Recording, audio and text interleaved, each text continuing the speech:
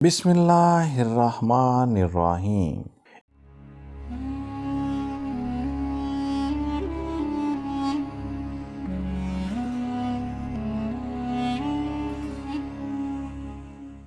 بیان کیا جاتا ہے کہ شہر کوفہ کا ایک تاجر کلاش ہو کر مقروض ہو گیا۔ نوبت یہاں تک پہنچی کہ اس نے بازار جانا چھوڑ دیا اور قرض خواہوں کے مطالبے سے بچنے کے لیے گھر میں ہی رہنے لگا۔ ایک رات اس نے اپنے سابقہ اور موجودہ حالات کا ذہن میں موازنہ کیا تو اسے اپنی اس حالت پر سخت افسوس ہوا، جس سے اسے اپنے سینے میں گھٹن محسوس ہوئی اور وہ زیادہ دیر تک گھر میں نہ بیٹھ سکا۔ تاریکی شب میں اس نے اپنا بستر چھوڑا اور قریبی مسجد میں چلا گیا اور وہاں اس نے نوافل پڑھے اور گر گڑا کر خدا سے دعائیں کرنے لگا۔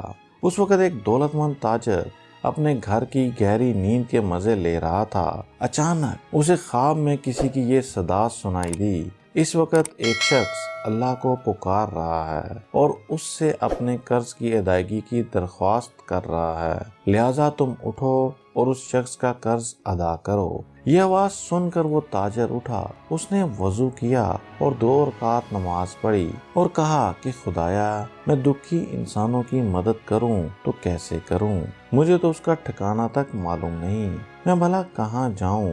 یہ سوچ کر وہ دوبارہ سو گیا۔ کچھ دیر بعد اسے خواب میں یہی آواز دوبارہ سنائی دی۔ وہ اٹھا اور پھر پریشان ہو گیا۔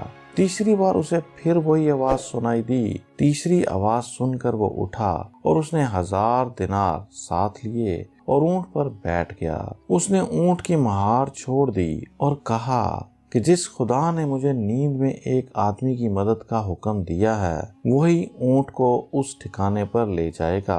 اونٹ نے اپنی مرضی سے چلنا شروع کیا۔ اس نے کئی گلیوں کے موڑ کاٹے اور چلتے چلتے ایک مسجد کے سامنے آ کر رک گیا۔ اس شخص نے کان لگائے تو اندر سے مفلس انسان کی آہو زاری کی آوازیں سنائی دیں۔ تاجر آواز کی سمت بڑھا اور اس مفلس انسان کے پاس پہنچ گیا اور اس سے کہا، اللہ نے تمہاری دعا سن لی ہے اور اس نے مجھے تمہاری مدد کے لیے بھیجا ہے۔ اب رونے کی ضرورت نہیں، تم فی الوقت یہ 1000 دینار مجھ سے لے لو اور اس سے اپنا قرض ادا کرو اور اپنے اہل خانہ کو کھانا کھلاؤ، اور تم میرا پتہ لکھ لو۔ آئندہ جب بھی کوئی پریشانی لاحق ہو تو آ کر مجھ سے مل لینا، میں تمہاری مدد کروں گا۔ مفلس تاجر بھی بڑا خوددار تھا۔ اس نے اس سے کہا، میں یہ دولت تو تجھ سے لے لیتا ہوں کیونکہ اس کے متعلق مجھے یقین ہے کہ یہ خدا کا بھیجا ہوا رزق ہے، لیکن میں تیرے دروازے پر کبھی نہیں آؤں گا۔ تاجر نے کہا، تو پھر مفلسی کی صورت میں کہاں جاؤ گے؟